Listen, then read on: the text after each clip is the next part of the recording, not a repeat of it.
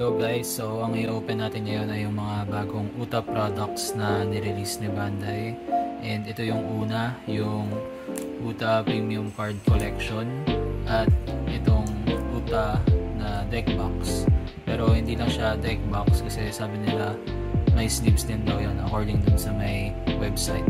So unahin muna natin itong Premium Card Collection. So may maganda na maraming ginagawang ganito yung Bandai. Ayan yung yung mga cards sa loob, pero papakita ko sa inyo kung ano yung itsura nila. Kasi dati meron din ganito yung 25th anniversary na collection, and now ito yung sumunod. Ayan siya, so booklet siya, tapos pag inopen natin, ayan yung mga alternate arts niya. Mga alternate arts kasi nirelease na yung mga card na to dati, tapos ito yung kakaibang print nila, bali reprint siya. So kung ginagamit nyo siya sa deck, pwede nyo siya gamitin. So ito yung una, galing sa promo sa may UTA na pack, UTA white pack yata yan. Ayan, tapos ito yung sa may STO5, ayan, nakikita nyo dito, STO5 na UTA, yung blocker. Ayan, tapos ito yung nasa promo na UTA, yung leader sa Film Red na promo. Tapos yung OPO1 na UTA, kumukuha ng 2 cost or 3 cost or less sa discard pile. So ito yung OPO2 na Secret Rare, 8 cost na UTA.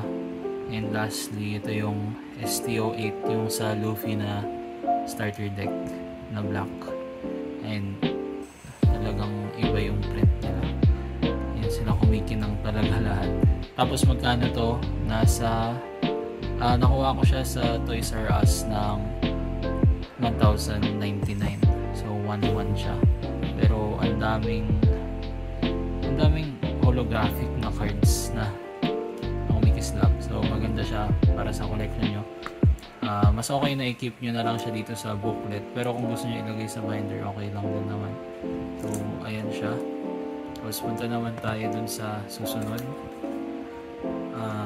Ito yung deck box.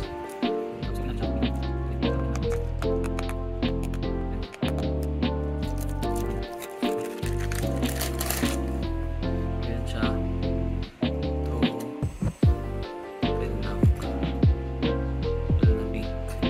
Tapos ayun siya, plastic siya, matibay naman. Same siya nung quality nung nasa Ultimate Starter Deck, parang Luffy na deck box nun. Same siya nun, pero ito mas malaki yata and mas maganda tingnan. Ayan, ito yung sleeves. Wow, kumikislap siya. Ayan yung sleeves, deck box, tas may sleeves sa loob, and ito rin yung divider niya. Tapos sila natin, check natin itong sleeves na kumikislap. Wow, ganda ng quality. Magkano to? Nabili ko to ng 1,199 sa Toys R Us, pero meron din yan sa Toy Kingdom, sa Maxsoft, sa Data Blitz. Kumikislap ba siya? Kumikislap nga siya. Magagamit nyo sa deck. Ayan. Tapos ilang pieces to? Mukhang 70 pieces. Same lang siya nung mga ibang sleeves na nire-release ng One Piece. So malamang 70 pieces din siya. Tapos ayun siya. Tapos meron pa tayong isa na wala ngayon kasi mahirap kumuha ng ganun, which is yung UTA na starter deck. Lalagay ko din sa screen. Tapos gagawin ko rin ng video yon na hiwalay kasi siya yung pinakamaganda. Then yung last na video ko, ang sinabi ko yung pinakamaganda is yung ST10, yung merong deck box, pati doon cards na kumikislap. So yung may 3 leader, pero feeling ko itong ST ni Uta yung pinakamaganda para sa gusto maglaro ng game na yun. Kasi ayan yung decklist niya nasa screen. Kita nyo yung lahat ng cards na yan, siguro less than 10 na lang yung need na bilhin nyo na hiwalay para gumana yung deck.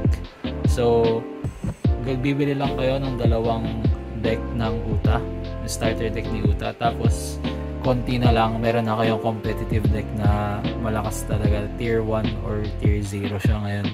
So yun, see you sa next video, and probably yun yung next ko na ilalabas.